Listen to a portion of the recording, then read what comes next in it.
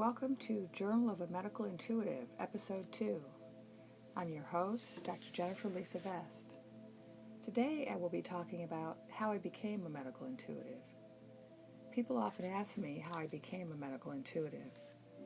I feel it was my destiny, but I didn't always feel that way. And there were several people and events along the way who helped to push me in the direction of becoming a medical intuitive. I was born with gifts and born into a family of psychically gifted people. And so the first person to push me in the right direction was my great-grandmother on my father's side, Lula Mae Collins Vest. Lula Mae had gifts, but I don't think anyone used the term psychic on that side of the family back then. She was the first one to identify my gifts. She said I was the one who was, quote, unquote, like her. And she used to sit me on her knee and have long talks with me from the time I was 2 years old.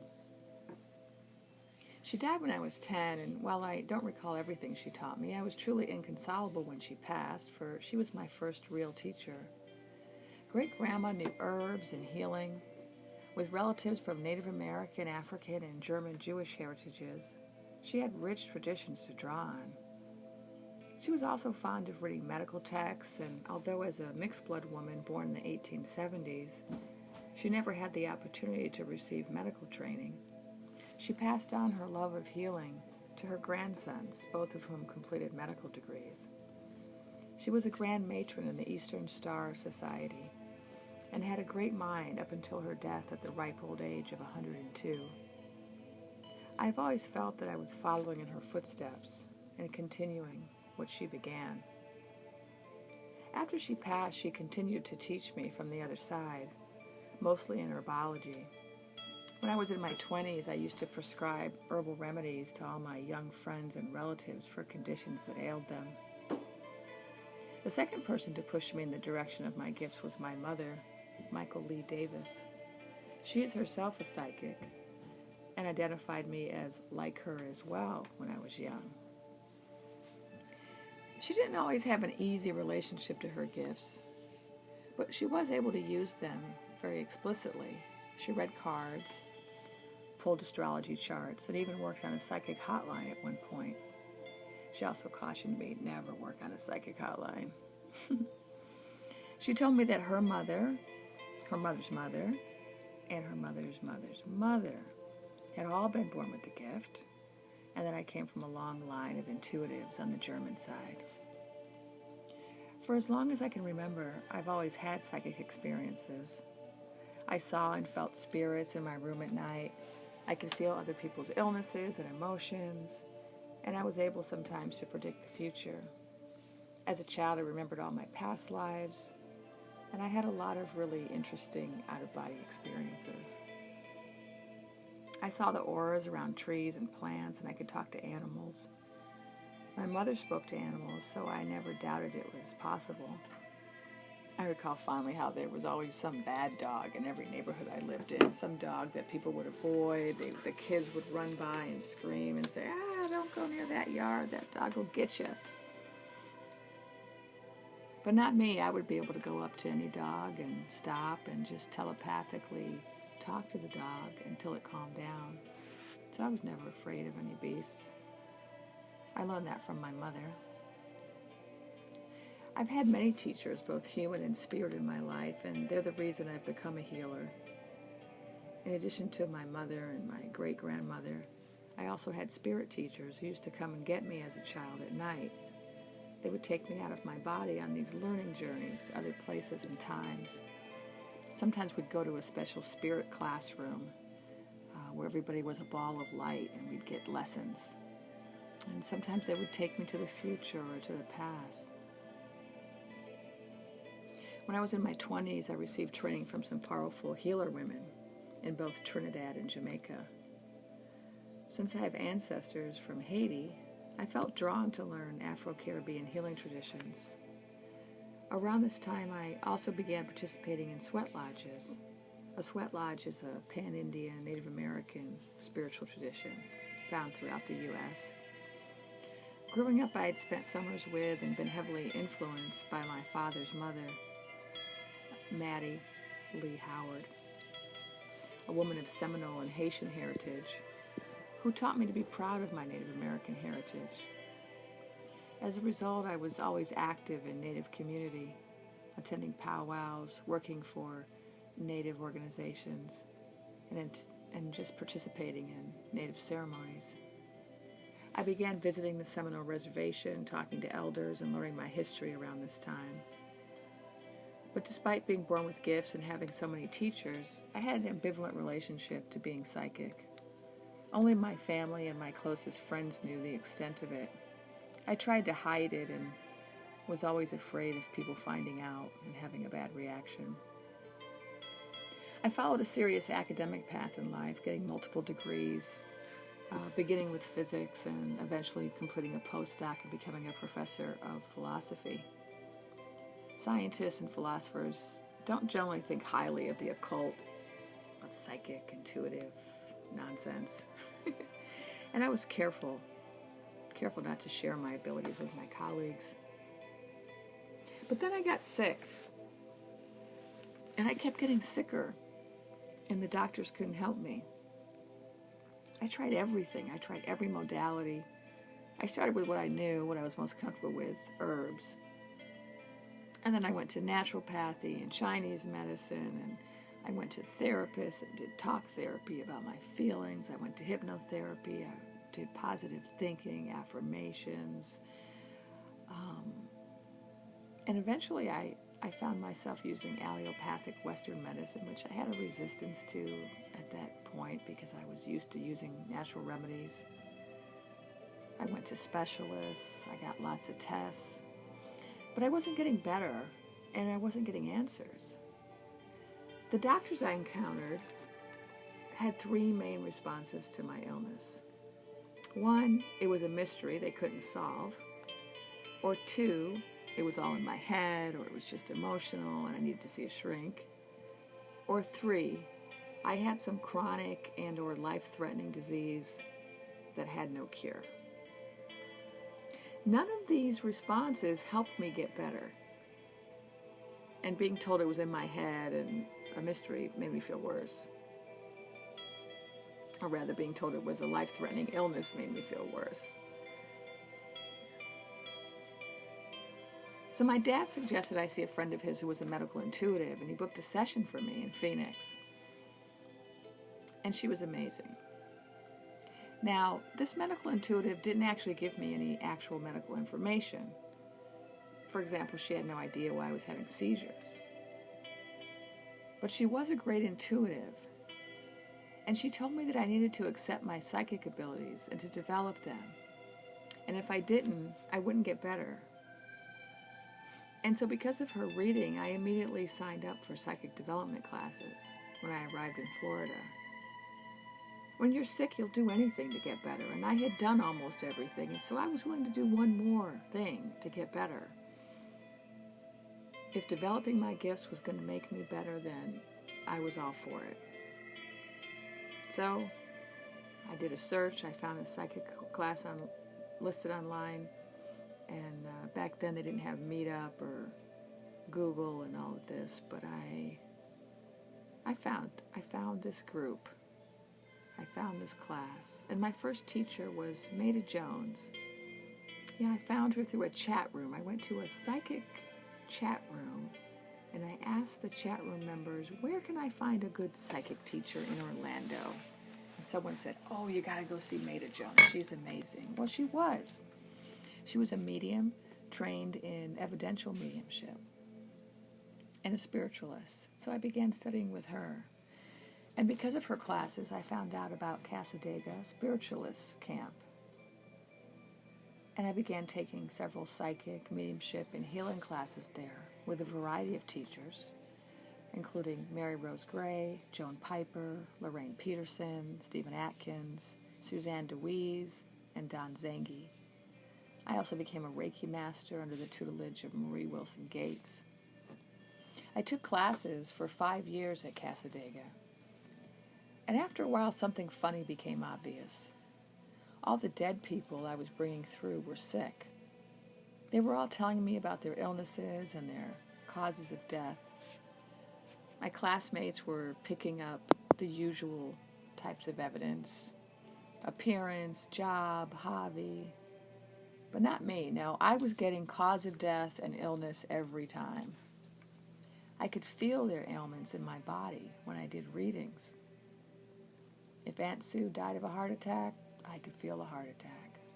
If Uncle Frank died of an asthma attack, I could feel that. When I did psychic readings, I also tended to pick up illness. So I'd be tuning into somebody, and what I almost always got was health issues. My classmates actually started coming to me and asking me to help them with their illnesses because I kept getting that type of information.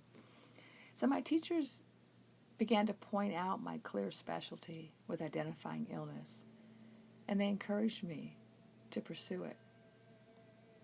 While I was at Cassadaga, I got several readings telling me I would one day be a healer and heal many people, and that I would also teach healing. Now, I didn't believe it at the time. And anyway, I was pretty busy with my career as a professor. Now, right before I had gone to see the medical intuitive back in Phoenix, I'd begun accessing medical information about my own health intuitively. But I didn't know what a medical intuitive was. Then someone told me about Edgar Cayce. I was involved at the time with the Theosophy Society. And so I started reading everything I could on Edgar Cayce. And it was then that I realized what a medical intuitive was and began to wonder if maybe that was something I had as a gift, since I was getting the same type of information that he got. Medical information, anatomical terms, disease names. But I was only practicing on myself out of necessity. I was only trying to get better, so I didn't think of it as a vocation. And I wasn't really clear that it was a gift I had beyond being able to help myself. I wasn't clear about that, but it just I began to think about it at that point.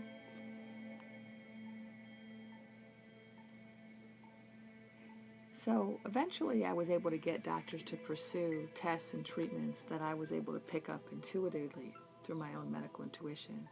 And that was my first bit of evidence that this stuff was reliable. I would have an intuition about something that was going on in my body. I would look it up, find out what test was required, or I would intuitively get a test, and then I would go tell my doctor. A lot of times it didn't work out. They wouldn't listen to me. They didn't want to hear what I had to say. But eventually I did get people to listen, and eventually I found a way to get certain tests run and to get certain ideas considered. Now, Cayce, he really helped a lot of people. And later, when I started getting serious training in psychic development, mediumship, and healing, and when this gift really emerged in working with other people in my classes, it did occur to me that maybe like Cayce, I could help other people with this gift. Maybe I could help people like me who'd been sick for a long time and weren't getting answers. So I began practicing medical intuition on my friends and family. And I got together my best teachers at Cassadaga, and we formed a medical intuition circle at my house. We had a lot of fun. We met once a week at my house on the edge of the woods, and we did readings on the names of sick people we had been given. We didn't know these people, and that was important for our work because we didn't want to be influenced by anything we knew about somebody. So we would ask somebody we knew to give us a name of somebody they knew who was sick. And all we needed was the name and permission from that person to scan that. And then we'd get together, and I think it was 3 or 4 of us, would scan the person remotely and discuss what we found. And then I was the one that was responsible for compiling all of our findings into one report, and I would be the one that would synthesize it and type it up, and then I would mail it off to the client. And we would get feedback. They would write us, or they would call us back, or they would tell their friend who had first referred them if it was helpful and how was it helpful. And in that way we got an idea of how accurate we were and when we weren't accurate and what we needed to work on. And so when those first medical intuition scan reports that I did with my colleagues in Cassadaga, we had 3 sections to our report. We had a physical scan, an emotional scan, and a spiritual scan. And we wanted people to really understand all of the different causes of illness. And to this day, I still look at all of those causes, although I no longer do those reports. And I now meet with people one-on-one, face-to-face, and just scan them in the moment. And I also scan people remotely on video. So after having that medical intuition circle, I got a lot of practice that way, but I still needed more practice. So I was doing practice sessions on friends and family, and then people would tell each other, "Oh, you should ask Jennifer." And so I got a lot of practice that way. I moved to Providence, Rhode Island, and I had a friend who was a doctor, and I don't know how she found out that I knew how to do this, but I don't know, late night talking, somehow it came up, and she herself was dealing with some really difficult health issues, and even though she was a doctor, she wasn't getting any answers from the doctor she was going to. And she was actually a medical student at the time, so she wasn't quite a doctor yet. But she knew a lot about medicine, and she couldn't get any answers. And so I said, "Okay, I'll do a scan on you." And I did a scan, and I gave her a report, and we met. And she was really, really kind of blown away by it, because she hadn't told me anything about her illness. I don't like to know what's going on with people. I don't need to know. And so back then especially, I used to insist that people tell me nothing. Now I'm not so particular. If people want to talk about it, they can. But I told her, "Don't tell me anything." And so I was able to just go in and find everything that was wrong. Well, probably not everything, but I found enough. And she was able to take that information to her doctors and to change her treatment. And so she really encouraged me to make this my profession too. And that was, I probably shouldn't say her name because I haven't asked. But I might share her name in a subsequent episode because I want to give her credit.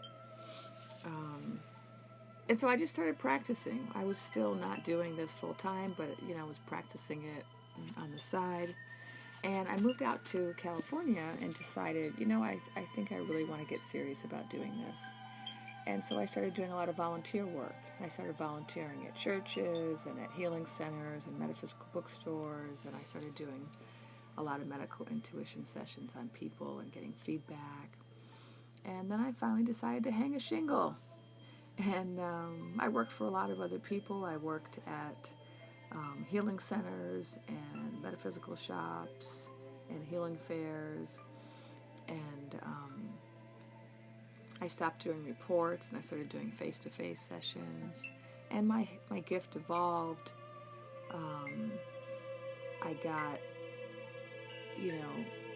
I got better at getting information more quickly.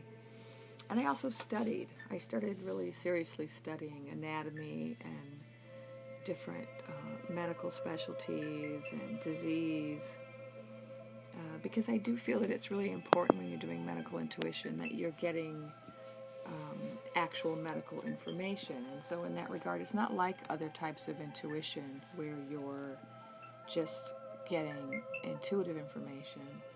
With medical intuition, you have to actually get information that's verifiable. You have to get evidence that's something that people can take action on.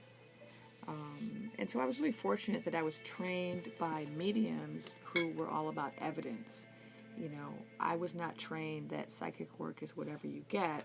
I was trained that the information you get needs to be evidential. It needs to be something that your client can confirm or deny.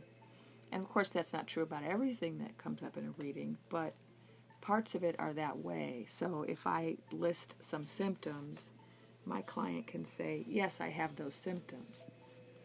Or if I say, "You have a problem with your thyroid being too low," the client can say, "Yes, I had a test, and that's what the doctor already told me, is that I'm hypothyroid."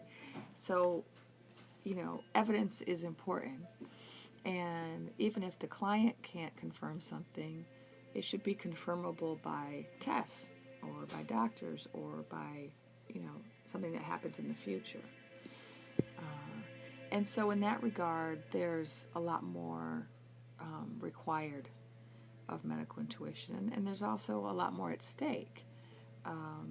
People's health is a serious business. You can't really afford to make a lot of mistakes with that. And of course, no psychic is 100% accurate, and certainly no medical intuitive is, and I don't claim to be that 100% accurate, but I do try to be as accurate as I can be, so that the person can actually use the information to get better. Now, one of the reasons why I developed this specialty has to do with my overwhelming, out of control clairsentience. So growing up, I would feel other people's illnesses, and as a result, I often felt sick, and it wasn't even my sickness. If I went into a hospital, I would feel like I was going to die. I didn't like being around, relatives that were sick, and so I probably came across as not a very compassionate person. But it wasn't a lack of compassion, it was a lack of tolerance of how it felt to be around sick people. Now, clairsentience is the ability to feel other people's physical sensations and or other people's emotional sensations. And so I would pick up people's emotions, their mental illnesses, and also their physical illnesses. And when I was younger, I didn't have control of it. And so when you don't have control of your clairsentience, it's really a burden more than a gift. And until you get control of it, it doesn't feel like a gift. It doesn't feel useful at all. It just feels like a huge limitation in your life. And so I had to get control of that. But I know that because of my clairsentience, that was a part of my development that really helped me to become a medical intuitive. I mean, there's different things you can do with clairsentience. Some people become therapists who are very empathic and can really understand their clients.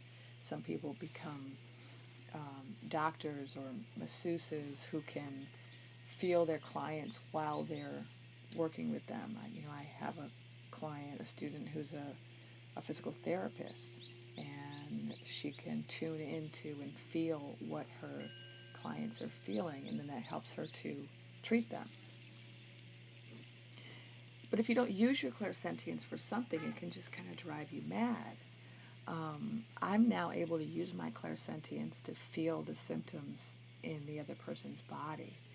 And this is, because of my clairsentience, I'm able to examine my clients without touching them. So if you go to a doctor, they're usually going to palpate your body. They're going to feel your body. They're going to look at your body. They're going to examine your body and to see what's going on. Well, because of my clairsentience, I can examine and palpate my body as a proxy for the client's body. How? Because I reach out and I pull their symptoms into my body, and then I feel the symptoms, and that helps me to figure out what's going on. I can also then kind of poke and prod my body and move my body around to see if there's a limitation of movement. I can, run in place to see if there's an exercise tolerance issue. I can stretch and bend to see if different positions affect the symptom. And so having clairsentience and then learning how to control it and manage it and make it useful was an important part of my training as a medical intuitive.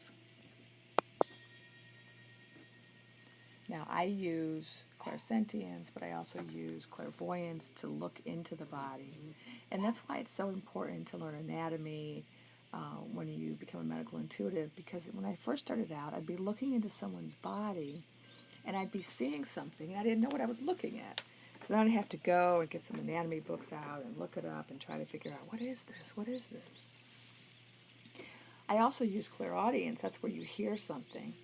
And sometimes I'm hearing it from the body, sometimes I'm hearing it from a spirit doctor.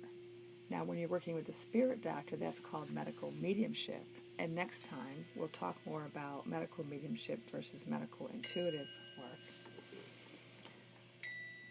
Well, if I hear a medical term from my spirit doctor or from the body, and I don't know what that term means, then I have to go look that up. And so I used to look up a lot of things. I still look up some things because, I don't have the most comprehensive medical knowledge, but now I'm familiar enough with enough medical terms and enough anatomy that I can get information and I can right away know what it means.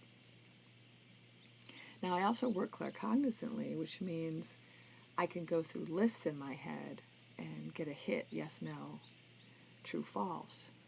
And that's where having some knowledge about medical conditions is also helpful, or having some knowledge about the etiology of disease. So, for example, if I see an infection in someone's body, I can go through and ask, is it viral or bacterial? Yes, no. That's claircognizance. Yes, no. If I didn't know that about infections, if I didn't know they were caused predominantly by those two things, I wouldn't be able to have that shortcut.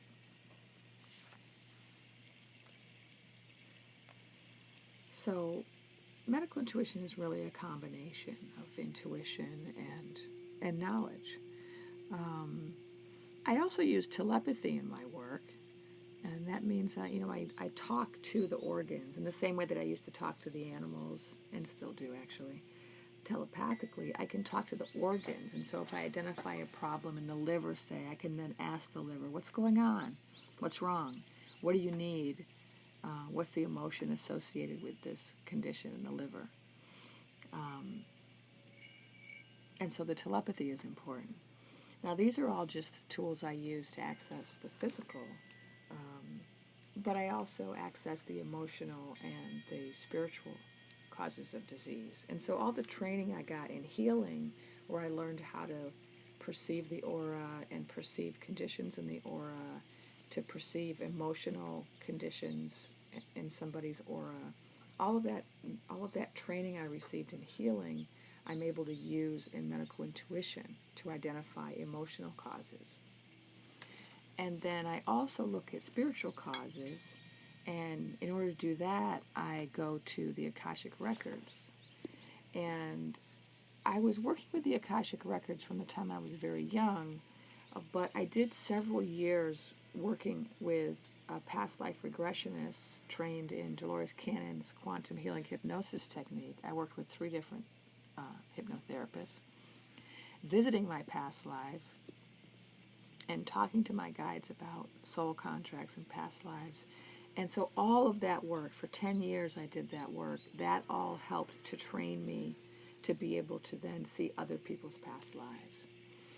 And so my work as a medical intuitive is the result of a lot of different types of training. And I started out in my traditional training in physics, and so I started out with a very strong science background, and I worked as an engineer.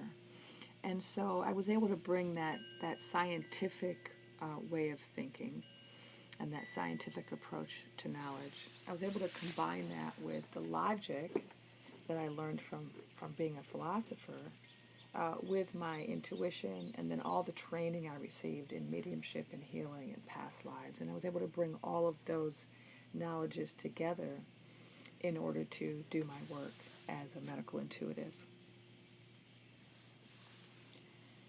You can learn more about what I do by visiting my website at drvest.medicalintuitive.com. That's DRVEST, medicalintuitive.com. Or just do a Google search for Dr. Vest, Medical Intuitive. That's vest like you wear. I'm located in Los Angeles, but through the magic of technology, I'm able to work with clients all over the globe via video chat. I want to give a special thanks to the musician, Rick Bader. I've been playing his music in the background from his album Music from the Archangels. You can find that particular album at rickbader.bandcamp.com, and his name is spelled RickBatyr. You can also find his other albums at pranasoundstudio.com. pranasoundstudio.com. Music from the Archangels. This is the end of today's episode. Join me next week, where I'll be talking about medical intuition, medical mediumship, and some of the interesting cases I've had.